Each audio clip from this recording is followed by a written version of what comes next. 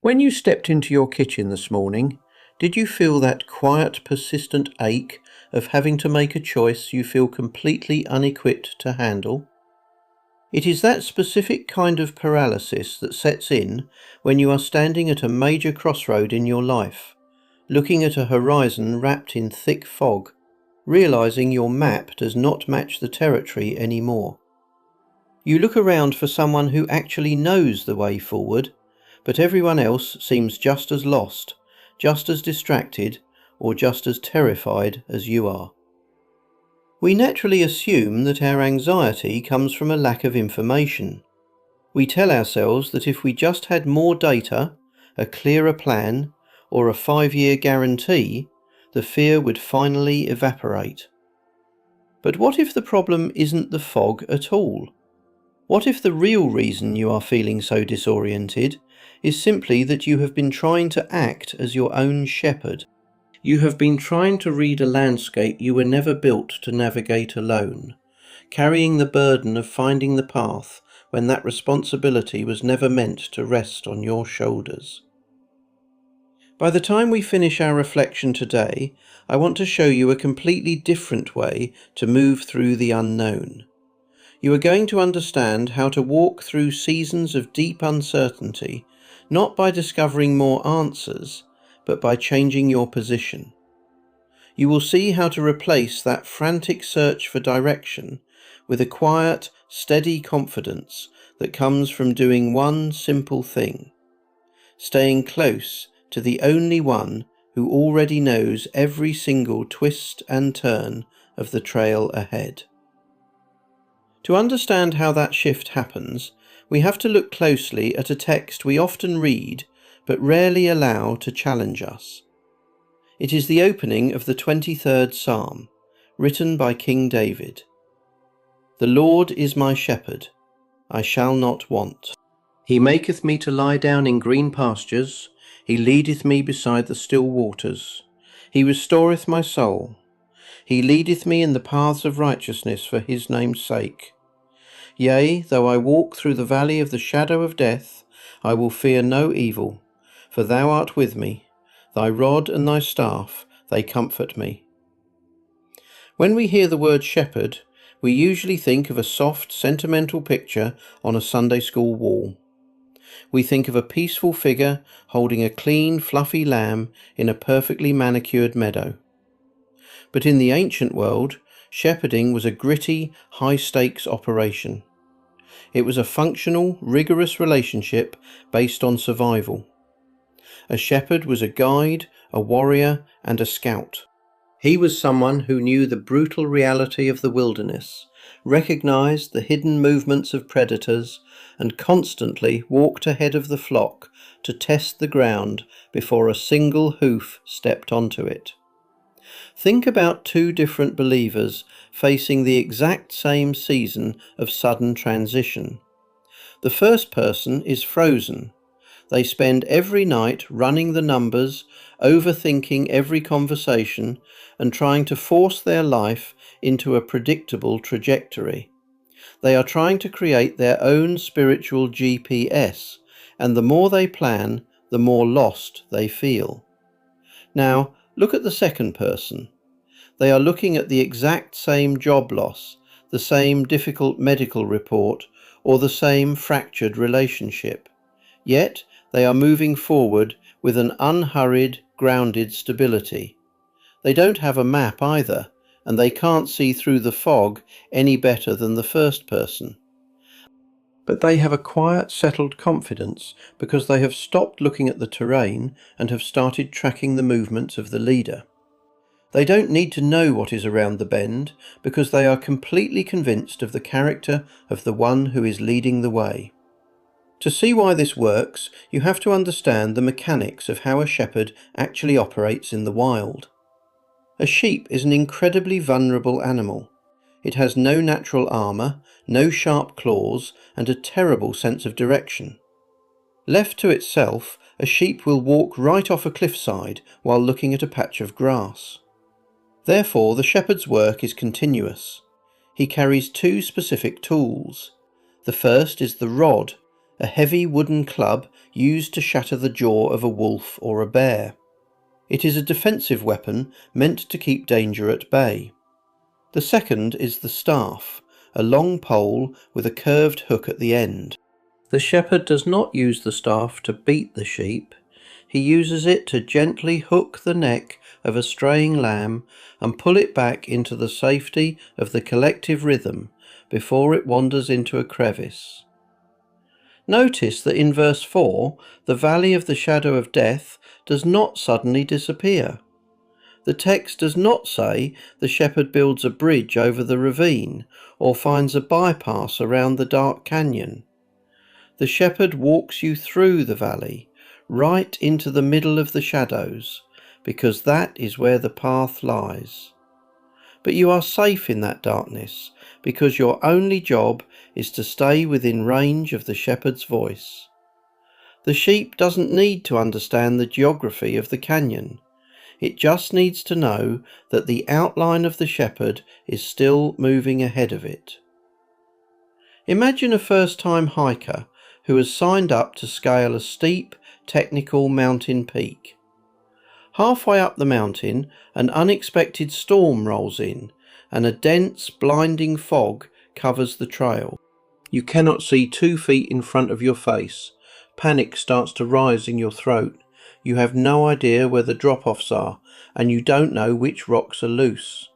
But right in front of you is a professional mountain guide who has walked this exact trail hundreds of times, in every kind of weather imaginable.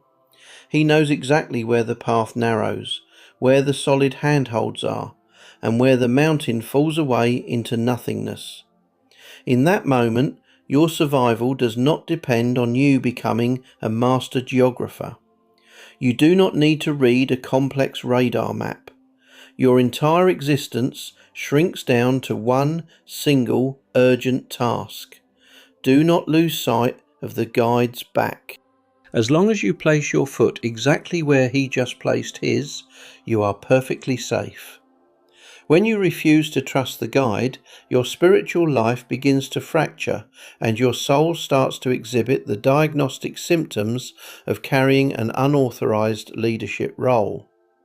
First, you might experience total paralysis when it comes to making decisions.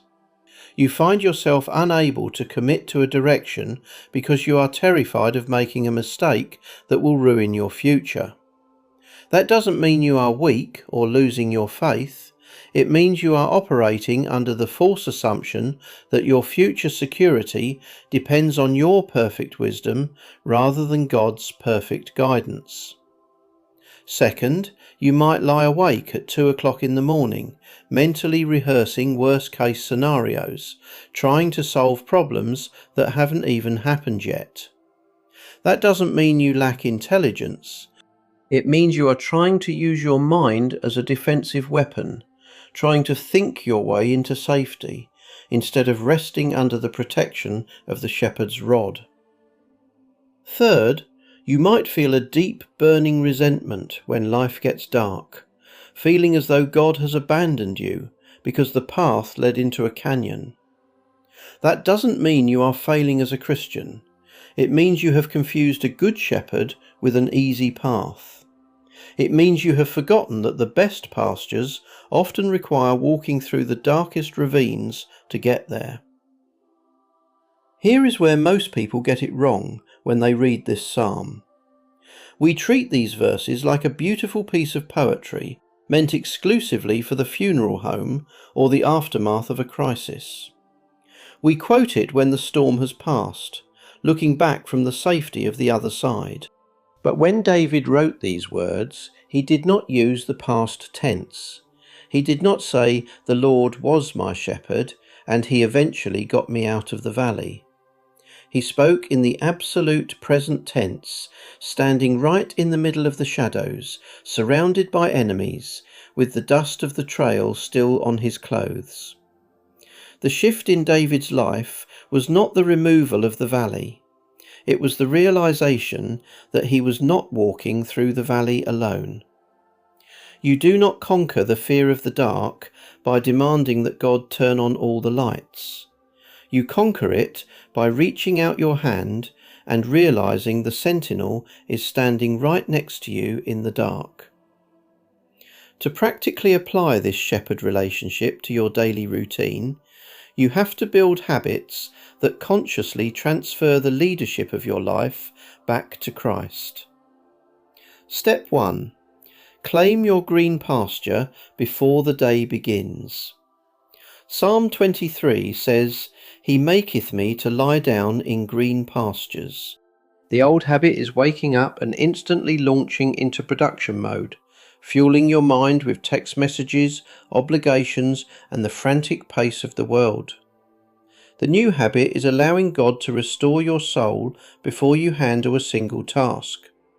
Spend your first 10 minutes in the Word, letting His truth be the first landscape your mind rests upon, explicitly declaring that your worth today is found in His care, not your performance. Step 2. Settle beside the still waters of prayer. The text reminds us, "He leadeth me beside the still waters." Your old habit is allowing the noisy, chaotic opinions of others to dictate your choices, leaving you constantly tossed by the waves of public expectation. The new habit is intentionally quieting the external volume so you can hear the internal whisper of the Holy Spirit. Before you make a decision, pause, close your eyes and ask the shepherd to align your thoughts with his voice. Step 3. Embrace the redirecting touch of the staff. David wrote, "Thy rod and thy staff, they comfort me." The old habit is throwing a tantrum or slipping into despair whenever a door closes or a plan falls apart, viewing every disappointment as a tragedy. The new habit is recognizing that an unexpected redirection is often the shepherd using his staff to hook you by the neck, pulling you away from a ledge you couldn't see. Trust his no's just as much as you trust his yeses. When you begin to walk in this rhythm, the change is not dramatic or loud. It is a quiet, steady shift in the way you carry yourself through the week. You still experience difficult days, and you still face complicated challenges, but the frantic, desperate edge is completely gone. You don't have to desperately manufacture a state of fearlessness through sheer willpower anymore. You simply walk with a composed, steady spirit because you have accepted your identity as a follower. You are no longer responsible for knowing the whole way forward. You are only responsible for following the one who does. It is not about your ability to see through the fog. It is about his ability to see through the dark. It is not about you finding the right path. It is about you following the right person. It is not about knowing what tomorrow holds. It is about knowing the shepherd who holds tomorrow. If you are ready to stop trying to lead your own life and hand the staff back to the true guide, take a moment right now and type, "Lord, I will follow your lead," in the comments below as an act of surrender. If you know someone who is currently wandering in a fog of confusion or drowning in the fear of a major decision, please share this message with them today. It might be the exact anchor their soul needs to hear.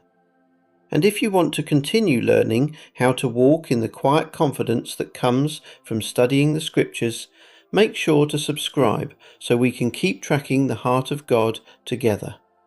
Until next time, keep your eyes on the shepherd, stay close to his side, and rest your soul.